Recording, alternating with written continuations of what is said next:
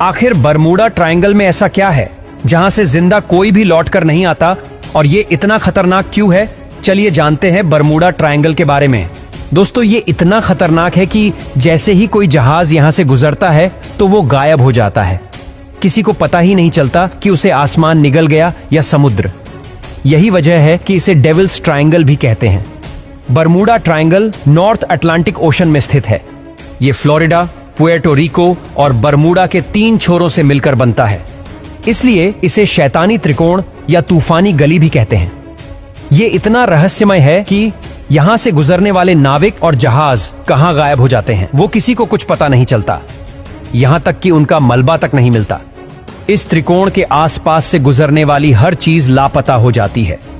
पानी का जहाज हो या हवाई जहाज, इस बरमूडा ट्रायंगल के नजदीक से जिसने भी जाने की कोशिश की वो हमेशा के लिए रहस्य बन जाता है।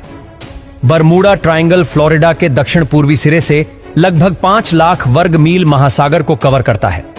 अब तक यहां 1000 से भी ज्यादा मौतें हो चुकी हैं।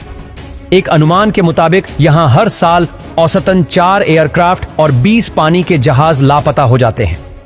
इसे दुनिया का सबसे रहस्यमय इलाका माना जाता है। इस बरमूडा ट्रायंगल का कई साल तक वैज्ञानिक भी यहां जाकर इसकी रहस्य से पर्दा उठाने की हिम्मत नहीं जुटा पाए, क्योंकि जब भी वो यहां पहुंचते हैं तो वो तूफान का शिकार हो जाते हैं। आखिरकार एक ऑस्ट्रेलियाई वैज्ञानिक ने इसके राज को पता कर लिया और बताया कि बरमूडा ट्रायंगल का रहस्य वहां की भौगोलिक स्थिति और खराब मौसम है। इसकी वजह से अटलांटिक महासागर के उस क्षेत्र में समुद्री जहाज और प्लेन गायब हो जाते हैं।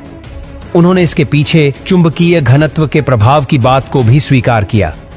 जब दक्षिण अफ्रीका के तट से सैटेलाइट द्वारा पहली बार यहां उठने वाली 100 फीट तक की ऊंची लहरें देखी गईं, जो मिनटों में खत्म हो जाती थीं। दरअसल बरमूडा ट्रायंगल पर मंडराने वाले कुछ बादल आम बादलों से पूरी तरह अलग होते हैं, जो सैटेलाइट की तस्वीरों में साफ देखा गया कि इस ट्रायंगल के ऊपर मंडराने वाले कुछ बादलों का आकार हेक्सागन की तरह है। इन बादलों के नीचे 274 किलोमीटर प्रति घंटे की तीव्रता वाली तूफानी हवाओं का बवंडर होता है और वैज्ञानिक इस बवंडर को एयर बम कहते हैं, जो रास्ते में आने वाली हर चीज को खुद में समा लेता है।